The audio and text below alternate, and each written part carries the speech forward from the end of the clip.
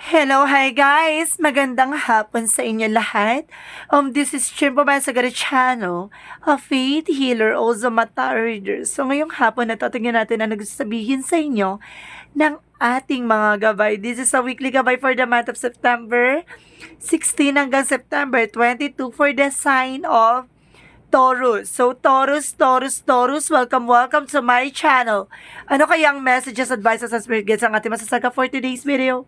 Kanino naman kayang energy or kaganapan sa buhay ng mga Taurus ang ating mahagilap? So, guys, this reading is a journey din lamang, hindi lahat makaka-resonate. Kunin lamang po makaka-relate sa inyo and comment down below kung kaninong energy ang ating nasagap. Umpisahan na ang totoong laban para sa ating mga kapatid na Taurus. Shop.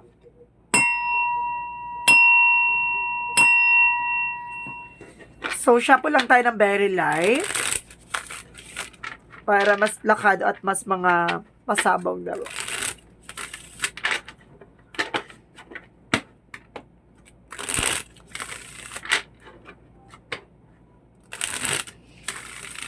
Okay. Angel Spirit Guides, get more information. Ano ang pinaka-message sa'yo ng ating mga gabay for the sign of Taurus? There's a Five of Wands. There's a competitor. Ooh, the devil energy is here. No? May gumagawa ng hindi maganda sa'yo dito, Taurus. Ang lakas ng energy dito that there's a devil and there's a Five of Wands. Gumagawa ng komplikado to sa'yo, no?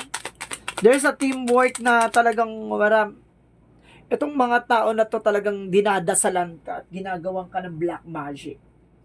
At the same time, there's a Two of Swords. There's a decision that you need to make. And of course, there's an Empress card or revert. And of course, what is additional messages? There's an Eight of Cups. Moving on. Or meron tao dito na hindi pa rin nakaka-move on. So, let's see. Until now, moving on. And of course, the Ten of Cups. No? Mayroon ditong family-related or family issues. What is the Five of Wands? And of course, there's a Four of Cups. Re-evaluate, analyze. No? Alam mo sa sarili mo kung ano yung kasagutan sa lahat ng katanungan mo. Bago mo tanggapin kung offer na to, kailangan pag-isipan mo. At the same time, there's a Nine of Cups. There's a wish fulfillment. Kumbaga, there's a devil energy na hinaharang nito yung mga pangarap mo. And of course, there's a Seven of Wands. There's a protections, no? Protection and main grounds mo, and of course, yung sarili mo. The Two of Swords, kailangan mo mag-decision. And of course, there's a Ten of Pentacles. There's a long-term investment. What is the Eight of Cups? Eight of Cups represented the World card. Okay. The World card represent in all aspects yan. Kumbaga, there's a travel, communication, success coming your way. What is the Ten of Cups? And of course, sinasabi dito, there's a King of Cups. There's a devoted and supportive person na magdadala sa'yo ng happiness ng isang tao na to. Or, kumbaga, talagang masaya ang buhay mo. What is the Five of Wands and the Four of Cups? There's a Five of Pentacles in reverse. Makaka-recover ka na about sa finances. Sinasabi sa'yo dito na ginagawa ka nito ng complications, no, about sa finances. And of course, there's a Temperance. There's a divine timing and divine guidance, no? Kung ginagabayan ka ng ating angel spirit. Kung ano man yung ginagawa sa'yo, kumbaga, there's a perfect plan ni God or perfect timing na nakalaan para sa'yo. Matutupad dyan at the same time. And of course, there's a devil energy na kumbaga kung ano man yung ginawa sa'yo, maaaring bumalik sa kanya yan. What is the Two of Swords? There is a Three of Pentacles. Collaboration, trabaho, negosyo, hanap buhay. Kailangan mo makipag-cooperate.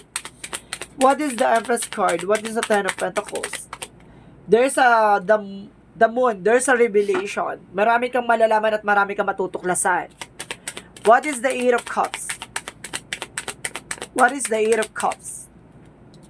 There's the Hangman. Baguhin mo daw yung perspective mo. You're feeling stuck. No? Meron ditong hindi pa nakaka-move on. What is the Ten of Cups? Baguhin mo yung perspective at the same time. There's a the Three of Swords. Meron ditong family related na iinggit sa'yo. Mag-ingat ka, ha? Itong tao na to, sinasabotahe ka. Itong tao na to, kumbaga, nilalagay ka sa alanganin. Mag-ingat sa family, sa family related. What is the outcome? Ang pinaka-outcome sa'yo is, the Chariot card, taking action. Di ba, letting go. Kung hindi ka iiwas, hindi ka lalayo, hindi magbabago ang buhay mo. The Wheel of Fortune. Di ba, may tao, may nakatadhana talaga na masuswertihin ang buhay mo at talaga magiging masagana ang buhay mo dito. With the Nine of Pentacles, blossoming abundance. See, magiging masagana at talaga siksik-liglig na guumapaw na biyaya. With the King of Wands, control. At makokontrol mo pa yung sitwasyon. And of course, there's a Knight of Swords. There's information na hinahatid sa'yo ng panaginip, intuitions, no? Kumbaga, kumbaga, pinapasok to sa panaginip mo. Mag-ingat ka. Kumbaga, may taong gumagawa talaga sa'yo. Let's see, what is the Knight of Swords? There's a full card. Okay, there's a Three of Wands. Waiting for a result or waiting for a ship. Wag ka nagtitiwala basta-basta, ha? May mga taong kumukuha ng information sa'yo regarding sa kung ano man yan. Mag-ingat sa pagbibigay ng mga information. May mag-chat or magme-message sa'yo. Mag-ingat. What is the Love Oracle card? There's a boat. Closure issues. Moving on. Kailangan mo na kumawala at makawala dyan sa negativity. Wag ka na magbibigay ng information dito. Tapusin mo na eksena na yan. And of course, sabi na photograph, there's some memories, no? May mga nakaraang kang eksena. Maggumawa ka na panibagong memories. So, what is Yin and Yang Oracle card?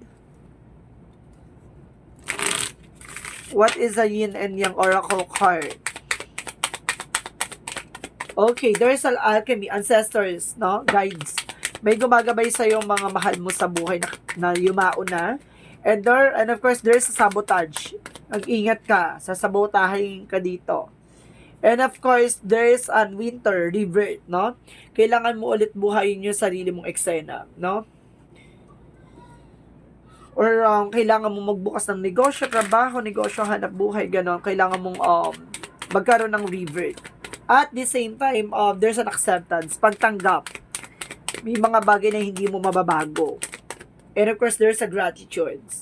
Maging thankful ka na lang kung ano man ang meron ka ngayon. Kasi nailayo ka sa mga negativities, ganon. Kumbaga, it's God perfect plan talaga na may mga bagay o sitwasyon tayong inilalayo tayo sa mga tao, sitwasyon na hindi makakabuti sa atin. At the same time, there's a winter release, 'di ba? Transition, baguhin mo na 'yung sarili mo at baguhin mo na 'yung sitwasyon. There's a release. Kailangan mo ng makalaya diyan sa mga toxicities. And of course, there's a selenite, spiritual activation. Some of you magkakaroon ng spiritual activation. Mukhang pagaganahin na 'yung spirituality mo by intuition predictions, no? What is the Romance Angels? It is safe for you to love. Diba? Safe daw sa'yo na magmahal ka din. And of course, there's pay attention to the red flags. Mag-ingat ka sa mga red flags or paalala ng ating angel spirit. May mga bagay na ipapakita sa'yo with signs or synchronicities. Makinig ka. Kasi parang paalala sa'yo na wag mong gawin yung mga bagay na yan. Mag-ingat sa ganyan. Kumbaga, minsan pinapadala yan by angel's number sa panaginip. What is the energy? Maging aware ka lang ng hostilities. Protection mo yung sarili mo. Laban sa mangkukulam. There's a deceit. See, kita mo yung tsura ng mangkukulam. Oh, diba? Grabe. See. Diba? And of course, there's a fifth chakra, Archangel Gabriel. Talaga binibigyan ka ng intuition. Kumbaga, dinadaan niya to talaga sa panaginip mo. Sa kumbaga, binapupasok sa isip mo. It's a part of your journey na kumbaga, binibigyan ka ng spiritual activations. What is the Moodsology? Your dreams need a practical plan. So, kung may mga pangarap ka, tuparin mo yung maging practical ka. Huwag kang gumastos ng mga bagay-bagay na alam mong wala namang katuturan. Diba? Yung panandalian lang eksena. Dapat isipin mo yung pangmatagalan. And of course, there's a communication is the key. Kailangan mo makipag-communication or kailangan mo ng communication para at makipagtulungan, no? What is Archangel Michael messages? At the same time, they write about your thoughts and feelings, no? Kailangan sinasabi mo kung ano yung nasa isip mo at kung ano yung nararamdaman mo. 'Di ba? And of course, sense of humor. Kailangan mataas ang sense of humor mo kahit na may pinagdadaanan ka, kailangan marunong kang ngumiti at kailangan mong kumbaga mag-attract ng mga positive energy. What is additional messages? There's an options, no? Consider mo yung mga possibilities na buksan yung mga posibilidad kung ano man mga mangyayari sa mga eksena na yan. Kumbaga, kailangan marami kang options. At the same time, what is the Jesus loving codes? What is the Jesus loving quotes? Give and shall be given to you. Ibigay mo at ipagkakaloob sa iyo ni God what you deserve. Diba? Bitawan mo, pakawalan mo. What is the angel's number? Okay, there is a 13. I am confident. Ayun pa yung kailangan mo, magkaroon ng confident.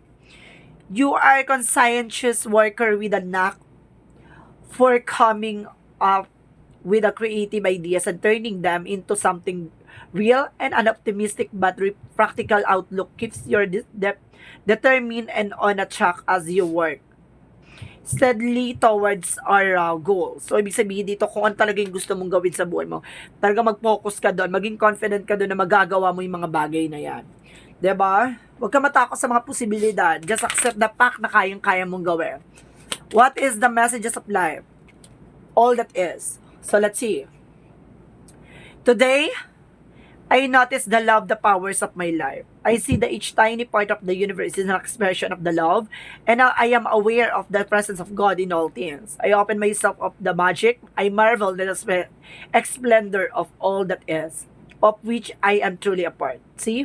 Kumbaga, tanggap mo na sa sarili mo na, 'di ba? Yung pagmamahal, yung mga bagay na yan, kung ano man ang meron ka, in God perfect time and God perfect will. Sinasabi mo dito na parang naniniwala ka with the magic and transformation coming in for you, na lahat ng mga bagay na nangyayari sa iyo is a God perfect plan and of course God perfect will. Kung alam mo sa sarili mo na masasakatuparan mo yung mga plano na yan, ha? Kumbaga yung sinasabi sa'yo dito na continue what you're doing, and of course gawin mo yung mga bagay na alam mo makakatulong sa'yo. Hindi mo kailangan ng panandalian na eksena lang. So mag-isip ka, wag na wag kang magdesisyon sa mga bagay na panandalian lang. Kailangan pang matagalan talaga.